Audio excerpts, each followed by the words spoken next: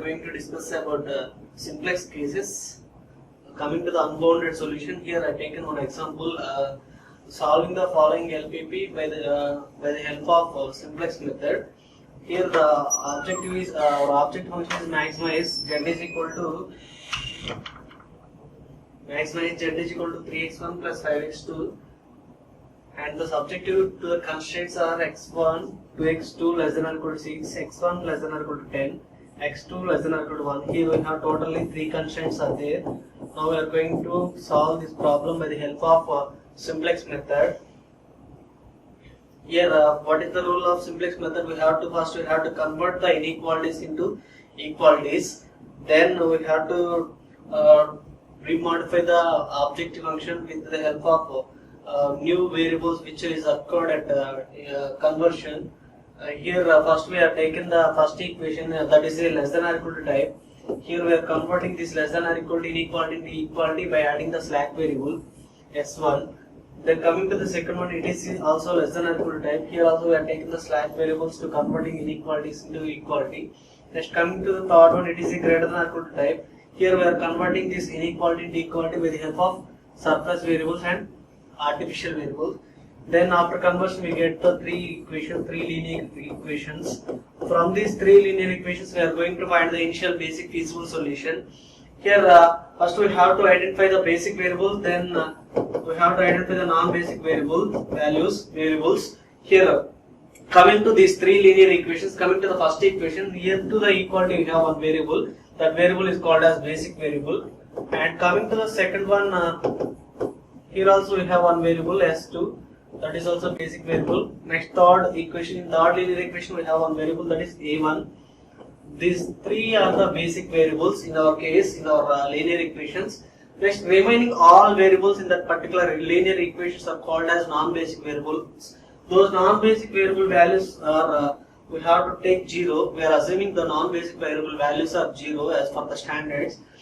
After assuming the non-basic variable value is 0, we are going to get the basic variable solutions. That solution is called as the initial basic feasible solution. If suppose if we are going to substitute non-basic variable values into this equation, non-basic variable value is equal to 0, then from this we get the s1 is equal to 6. Similarly, we are coming to the second equation x1. If we have x1, if we substitute 0, from this s2 we get 10.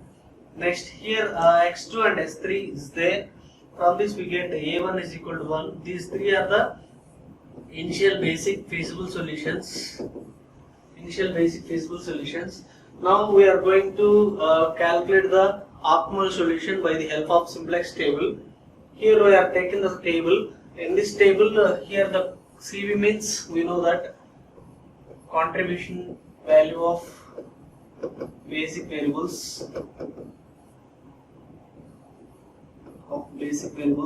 And here B means this is a basic variable.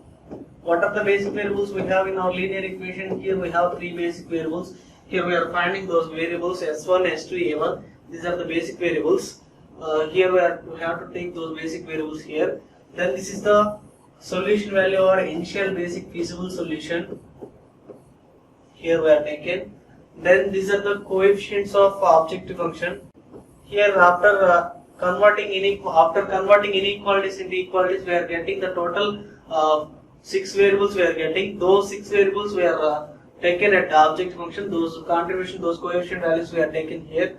In this case, I taken the big M method for solving this LPP. Why? Because here we have the greater than or equal to type constraints. In normal case, normal simplex is not suitable for this. That's the reason I am taking the big M method. It is a maximization type constraint. That's why here I taken the contribution values, penalty value is minus m I have taken for this case. Okay. Here coming to this, these are the coefficient values of object function. Our object function is maximize z is equal to 3x1 plus 5x2 plus 0s1 plus 0s2 plus 0s3 minus ma1. This is our objective function. Here x1 coefficient is we have 3, we wrote here, and x2 coefficient is 5, and s1 coefficient is 0, s2 coefficient is 0, s3 coefficient 0, and a1 is we have the penalty minus m. Here we take the minus m. Next, coming to the contribution value of basic variables. Here S1 is having 0, S2 0, and A1 is having minus M. Here we have. Okay. Next, coming to these ZJ values. Here we have to calculate the ZJ.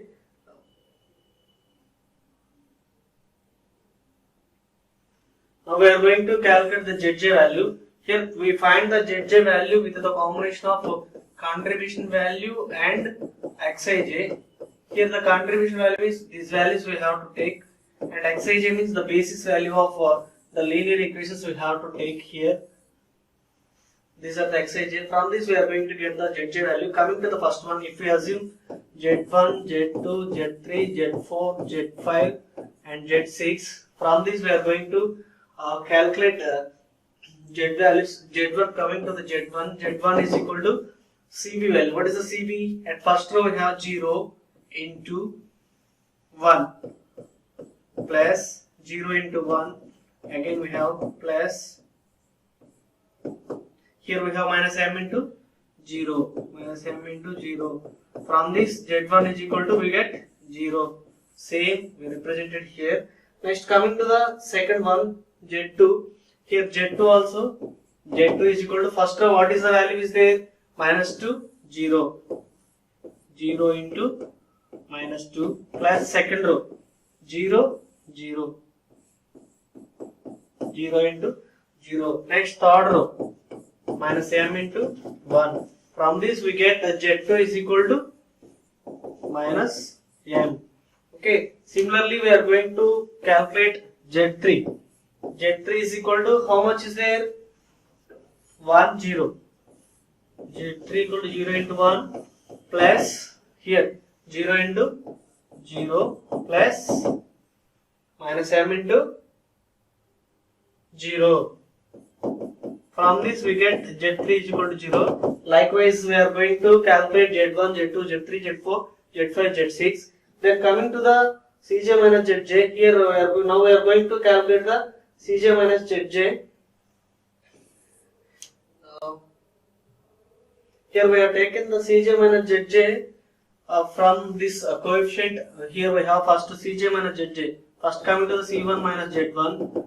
Here how much is there Cj? Cj is 3 minus 0. Here we get 3. Similarly, we are coming to the this one 5 minus of minus M is there.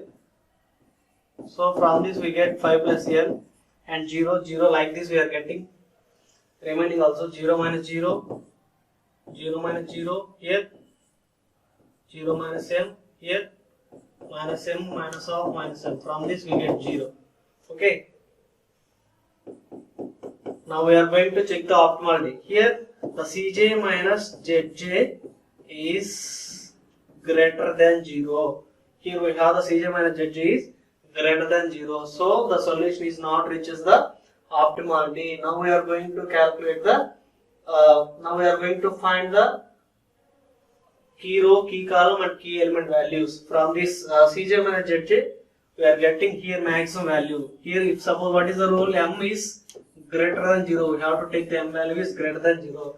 For that here if we take M is equal to 1, here we get 6, 3, 0, 0, minus M 0. From this here the 6 is the maximum value, that's why we are taken this is the key column, and here x2 is the entering variable.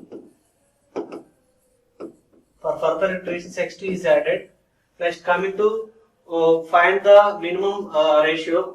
Why we are calculating the minimum ratio? For identifying the key row we have to calculate the minimum ratio. The minimum ratio is calculated from the basic variable solution value and from the key column value. From these two combinations we are going to calculate the minimum ratio. Here coming to the first one, here what is the basic variable value? 6 is there. 6 by key column, here we have minus 2. From this we are getting minus 3. Same similarly 10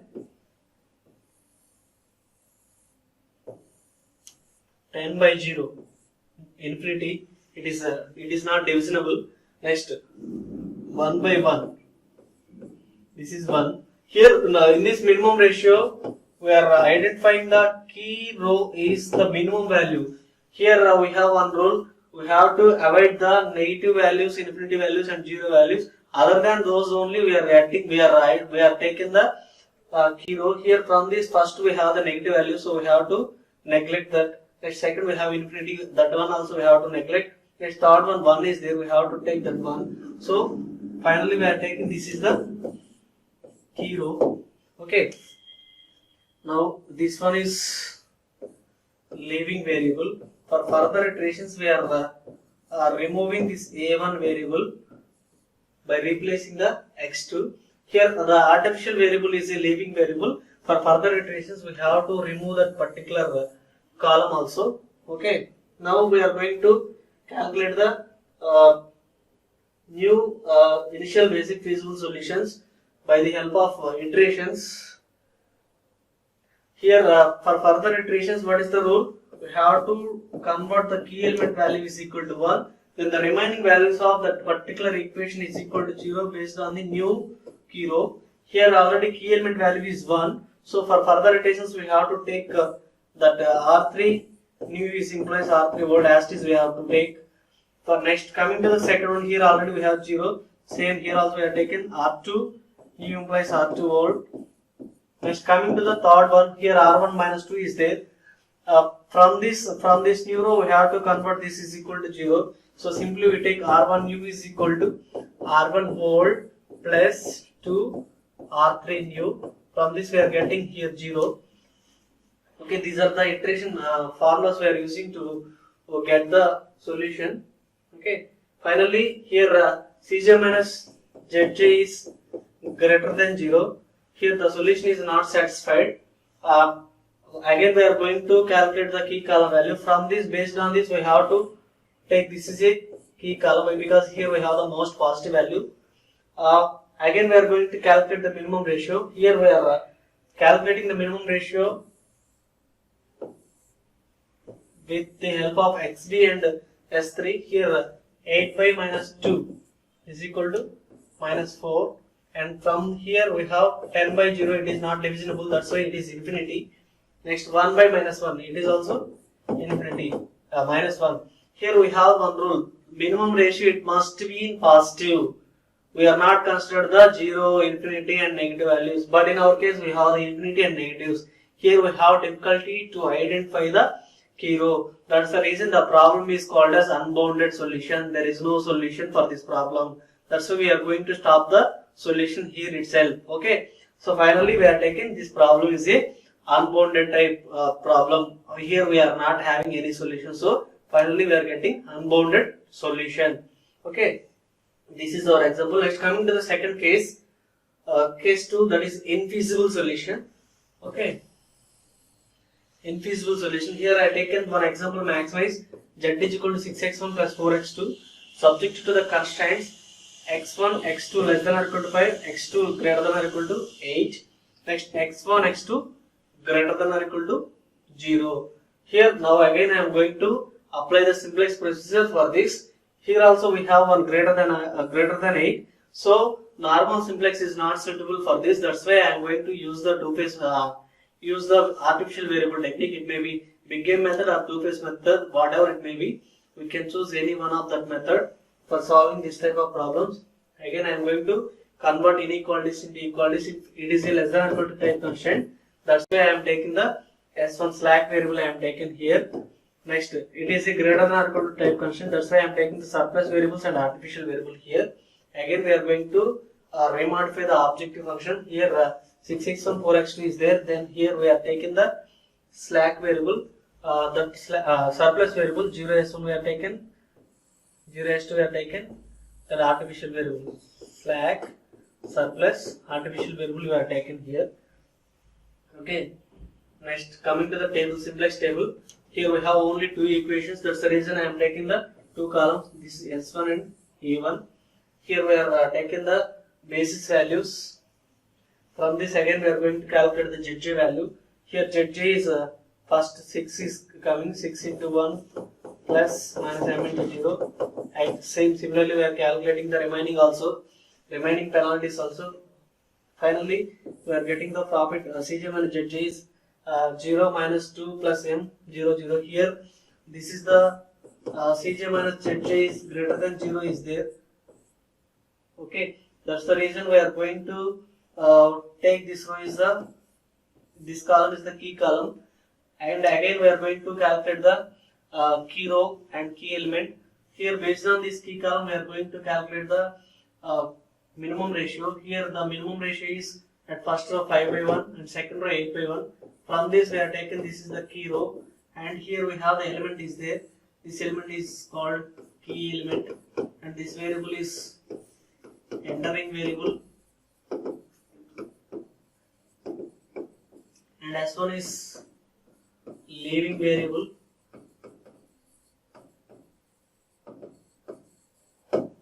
Okay.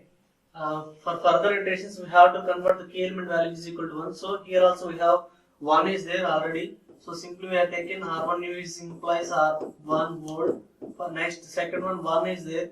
Here we have to convert this is into 0. R2 new implies R1 volt. R1 new minus R2 volt. Okay. Here for further iterations, after iteration we get this table. Again we are going to calculate the Zj value, and again we are going to calculate the Cj minus Zj. Here the Cj minus Zj is less than or equal to 0 from this case, and it reaches the optimality. But coming to the basis, here at the basic variables artificial variable is there, but artificial variable is there. That's the reason we call this is the infeasible solution. Here when we have the artificial variable at basis, after reaching the optimality, the problems are called as the infeasible solution problems. Here also we have the optimality. Cj minus Zj reaches the optimality, but here in this basic variable, artificial variable was not replacing by any variable. That's the reason we call this problem is infeasible solution problem. There is no need to go for further iterations. We are going to stop the problem here itself. Okay, this is the example of infeasible solution. Next, coming to the summary, today we are discussing about cases of simplex method. Here we are discussing two cases. One is unbounded case, and second one is infeasible case. Here, coming to the unbounded case, here at the minimum ratio we have the negative values and infinity values. Here we have the difficulty to choose the key row.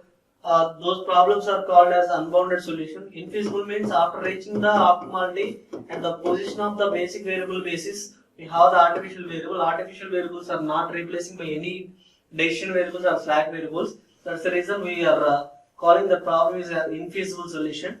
Okay. Thank you.